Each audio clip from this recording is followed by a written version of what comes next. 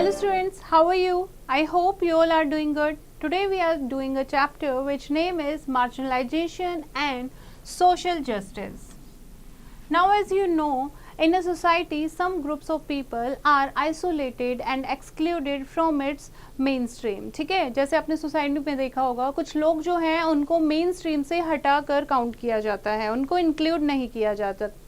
These groups of people are called the marginalized group. ऐसे group of people को कहते हैं marginalized group. ठीक है. So the social process by which certain sections of the society are limited to a lower social standing is called marginalization. और ऐसा कोई social process, सामाजिक process जिसमें कुछ लोगों को मेन सोसाइटी से हटा दिया जाता है, उनके पास लिमिटेड चीज़ें कर दी जाती हैं, इसको कहते हैं मार्जिनलाइजेशन. ठीक है. तो इंडिया का कॉन्स्टिट्यूशन जिसने बनाया था उन्होंने बिल्कुल ध्यान में रखा था कि ऐसी जो मार्जिनलाइजेशन कम्युनिटीज़ हैं इनके साथ डिस्क्रिमिनेशन होने वाला है. ठीक है, आगे चलकर भी यही रहेगा, तो इसीलिए कुछ स्पेशल प्रोविज़न जो हैं वो इनकी हेल्प के लिए बनाए गए थे. नाउ कुछ मार्जिनलाइज्ड ग्रुप के बारे में हम डिस्कस करेंगे. First is scheduled caste. Earlier, there was a rigid caste-based society in India whose strict rules divided people into high and low caste. पहले क्या होता था, कास्ट सिस्टम बहुत ज़्यादा रिजिड था. ठीक है, हाई और लो कास्ट में लोग बटे हुए थे. As the lower caste people were considered untouchable, they were excluded from the society. जो lower caste people थे उनको untouchables कहा जाता था और उनको सोसाइटी से बिल्कुल हटा दिया जाता था. They could only take up menial and hereditary profession. सिर्फ ऐसी ही चीज़ें जो लो लेवल की चीज़ें प्रोफेशन होते थे वही वो कर पाते थे. They are also denied education. ना ही उनको पढ़ाई का अधिकार था. ठीक है. So they remained economically backward with no ways to improve the condition. तो उनके पास कोई हल, ऐसा कोई सॉल्यूशन ही नहीं था कि वो अपने आप को इम्प्रूव कर सकें. ठीक है. एजुकेशन से दूर रखा जाता था, हेरिडेटरी उनकी प्रोफेशन होती थी, राइट, और बहुत लो लेवल के काम उनसे कराए जाते थे. Aware of the severe discrimination suffered by the marginalized communities, our constitution has given them certain special privileges and list their names in the constitution. तो ऐसे चीज़ों को ध्यान में रखते हुए उनको अपलिफ्ट करने के लिए हमारे कॉन्स्टिट्यूशन ने कुछ उनको सुविधाएं दी हैं. These marginalized people are known as scheduled caste or Dalit. Now, what are the steps taken for the upliftment of the SCs? First is untouchability को ख़त्म किया गया है. ठीक है, अनटचेबिलिटी को अबॉलिश किया गया है. It practice in any form is a punishable offence under article 17. Members of the scheduled caste cannot be denied entry to public places like temples, shops, hotels and restaurants. Members of schedule caste को हर जगह public places जो हैं वहाँ पर entry की इजाज़त होगी. They can not be discriminated against for using public wells and water tanks जैसा कि पहले होता था. Now no child can be denied admission to any school or institution maintained by the state on the basis of his or her cast. किसी भी बच्चे को admission देने से मना नहीं किया जाएगा, कोई भी ऐसा स्कूल जो स्टेट गवर्नमेंट के थ्रू चलता है, right. Seats are reserve for the scheduled caste in educational institutions and government job और एजुकेशनल इंस्टीट्यूशन में एससीज के लिए कुछ सीट रिजर्व की गई हैं. And certain number of seats have been reserve for them in the Lok Sabha also, Vidhan Sabha also. ठीक है, तो हर जगह पर लेजिस्लेटिव प्रोसेस में भी हर जगह इनका पार्टिसिपेशन के लिए सीट रिजर्व हैं और कुछ सीट्स जो हैं वो रिजर्व की गई हैं ताकि वो इलेक्शन कंटेस्ट कर सके. And the progress of the scheduled cast has been a major focus of the different 5-year plan. Separate welfare department were found for them. ठीक है, नए नए वेलफेयर डिपार्टमेंट बनाए गए हैं इनके अपलिफ्टमेंट के लिए. The Ministry of Social Justice and Empowerment was set up to look after the welfare of the scheduled caste. Now next है scheduled tribe. India has a substantial non tribal population. India में tribal population काफ़ी है. Scheduled tribes are the tribal communities or the tribe listed in the Indian Constitution जिनको आदिवासी कहते हैं. According to 2011 census of India, the scheduled tribes are 8.6% of India's population. Most of the tribal population, they live in Jharkhand, Odisha, West Bengal, Madhya Pradesh, Chhattisgarh, Telangana, Rajasthan, Gujarat, Maharashtra and Andhra Pradesh and in the northeastern state. Some tribal groups in India are जैसे कि भील्स हैं Rajasthan, Gujarat, Maharashtra and Madhya Pradesh में, संथल्स हैं Jharkhand, Orissa and waste Bengal में, गोंड्स हैं Madhya Pradesh, Chhattisgarh, Maharashtra and Telangana में। उसके अलावा और भी अदर ट्राइबल लोग हैं, ठीक है, अदर ट्राइब्स पाई जाती हैं। Now status of the scheduled tribe, क्या स्टेटस है इनका? ट्राइब्स जो होती हैं उनका अपना ट्रेडिशन होता है, अपने कस्टम, अपना कल्चर, अपना लाइफस्टाइल होता है। Most of still led a simple life, अभी भी बहुत सारी ट्राइब्स जो हैं पहले की तरह अपनी लाइफ को जी रहे हैं। They are nomadic herders, agriculturists and follow other allied professions and their exploitation can be attributed to their geographical isolation, economic backwardness and lack them of education। अभी भी ये लोग पढ़ाई की तरफ नहीं जा रहे हैं, ठीक है। अभी भी जैसे पहले लोग क्या होते थे, नोमैडिक हर्डर होते थे, तो अब भी जो ट्राइबल पीपल हैं वो पहले की तरह ही लाइफ जीते हैं, या तो एग्रीकल्चर करते हैं, नोमैडिक हर्डर हैं कुछ लोग, और कुछ छोटे मोटे प्रोफेशन उन्होंने अपना रखे हैं। तो क्यों इनको एक्सप्लॉइट किया जा रहा है? क्योंकि एक तो बहुत सोसाइटी से बहुत दूर रहते हैं, राइट, आइसोलेट रहते हैं, अलग जगह पर रहते हैं अपने कल्चर के साथ, और इकोनॉमिक बैकवर्ड हैं, ठीक है, ज़्यादा रिच नहीं है, बिल्कुल भी रिच नहीं है, एंड एजुकेशन की भी कमी है। Now what are the steps taken to uplift the scheduled tribe? First is the scheduled tribe have been given concession and reservation just like the scheduled caste। हर एक जगह पर जैसे शेड्यूल कास्ट को reservation दी गई है, कंसेशन दी गई है, वैसे ही शेड्यूल्ड ट्राइब को भी दी गई है। The schedule caste and the scheduled tribe, that is Prevention of Atrocities Act was enacted to 1989 in order to prevent any atrocities committed against the scheduled caste and scheduled tribes, and the Ministry of Tribal Affairs was set up in 1999 to look into the socio-economic development of the scheduled tribe people। ठीक है, तो अलग से tribal affairs के लिए committees बनाई गई हैं। डिफरेंट वेलफेयर स्कीम्स जो हैं वो लॉन्च की गई हैं गवर्नमेंट के द्वारा, and other voluntary agencies to enhance literacy among the scheduled tribe and help in their economic upliftment. The scheduled tribes may apply for loans on easy terms, their culture and handicraft are also promoted. ठीक है, scheduled tribe जो हैं वो बहुत ही आसान loan ले सकते हैं, इजी टर्म्स पर लोन ले सकते हैं, और उनके कल्चर और हैंडीक्राफ्ट को भी प्रमोट किया जा रहा है। नाउ नेक्स्ट है other backward classes. In Indian Constitution, other backward classes, that is OBCs, have been defined as the groups which are socially and educationally backward. They too have been given constitutional safeguard to improve their condition। ठीक है, जो SC ST में नहीं आते लेकिन पिछड़े हुए हैं उनको OBC में काउंट किया गया है। इनको क्या प्रोविजन मिले हैं? Article 340 states that the government shall promote the welfare of the OBCs, and Article 341 states that the President is empowered to appoint a commission to investigate the conditions of the socially and educationally backward classes. Now, what are the steps taken for upliftment? The OBCs have 27% reservation in government job.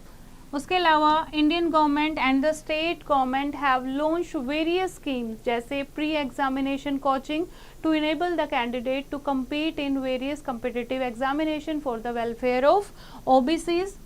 The OBCs are given financial help by the pre-matric and post-matric scholarship in technical education, और उनको loan भी दिए जाते हैं interest free, and assistance is given to voluntary organization to impart education and to improve the socio-economic condition of the OBCs and help them in gainful employment.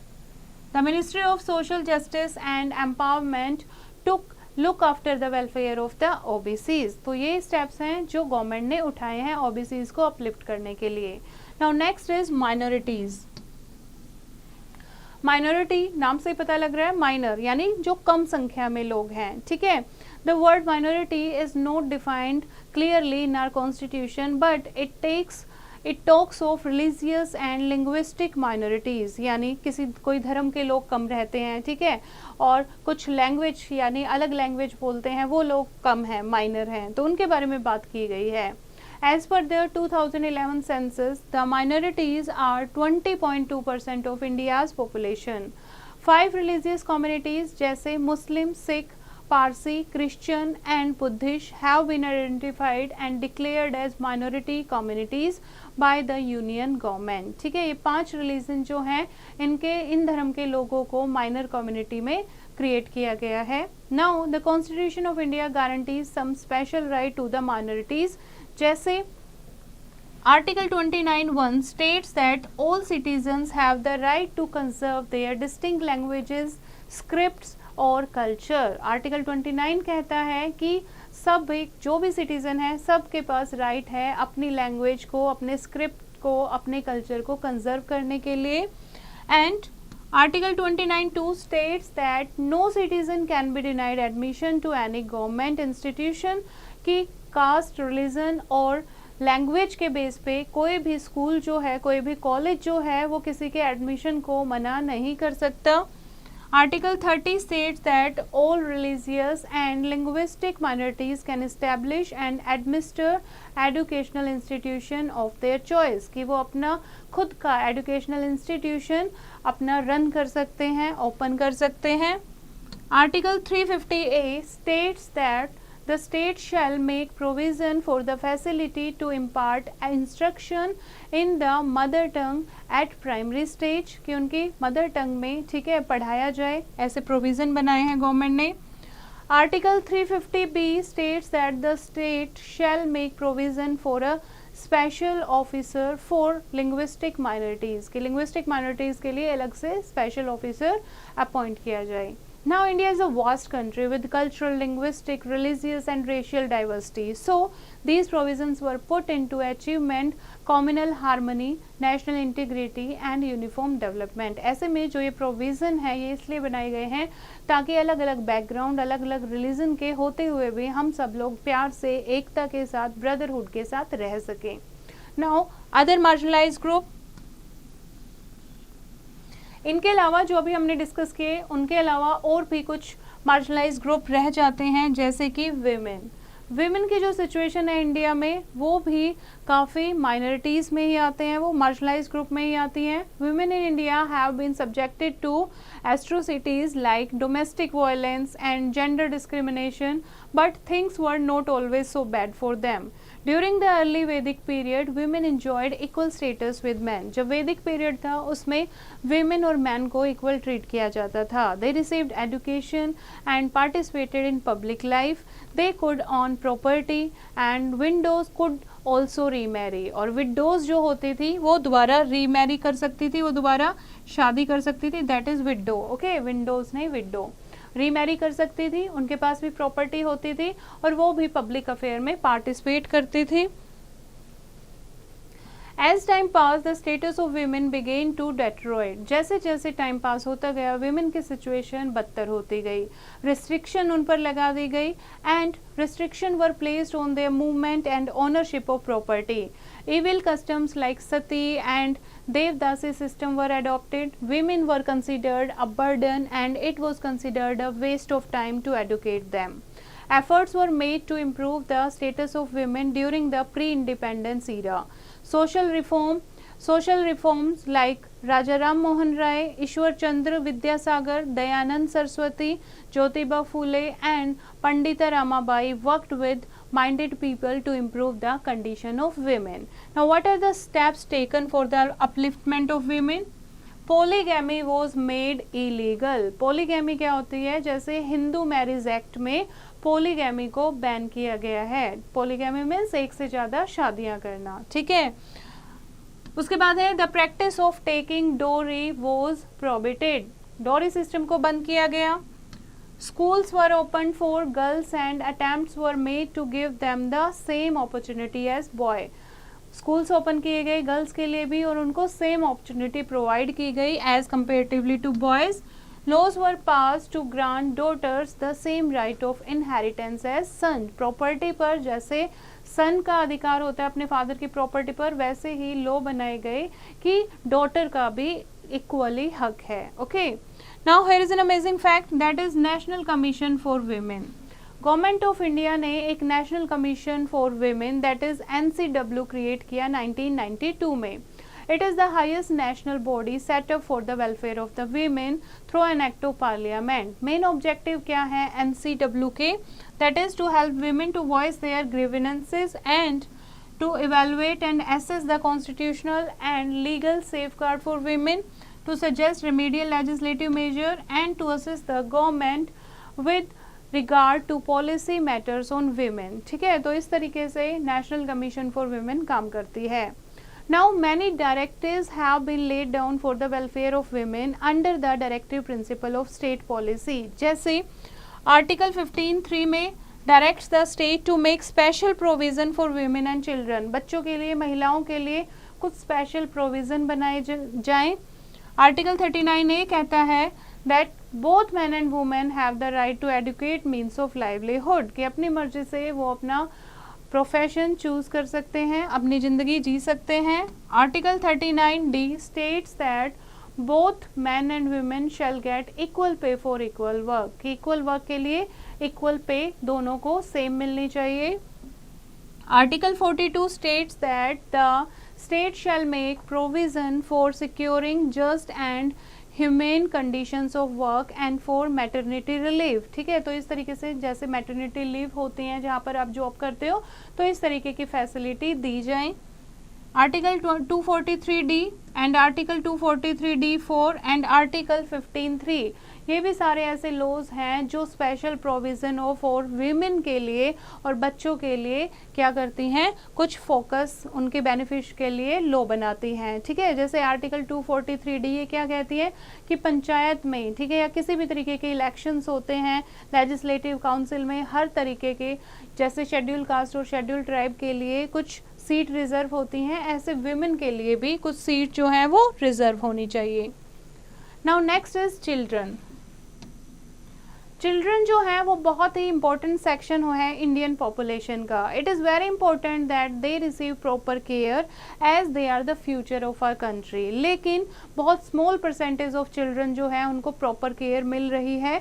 A large number of them living in unhygienic condition, suffer from disease and starvation and do not go to school. बहुत सारे बच्चे ऐसे हैं जो गंदगी में रह रहे हैं, ठीक है, जिनके पास प्रॉपर एजुकेशन फैसिलिटी नहीं है, खाने के लिए कुछ नहीं है, और जिनके पास जो बहुत सारी बीमारियों से जूझ रहे हैं. They work for long hours at low wages to supplement the family income, और बहुत कम पैसों में वो काम कर रहे हैं ताकि अपना घर चला सकें. Now what are the steps taken for their upliftment? First is the Indian constitution prohibit employment of children. ठीक है, चिल्ड्रन यानी चाइल्ड लेबर को बैन किया गया है. 14 ईयर से बिलो जो चिल्ड्रन है वो कहीं भी काम नहीं कर सकते.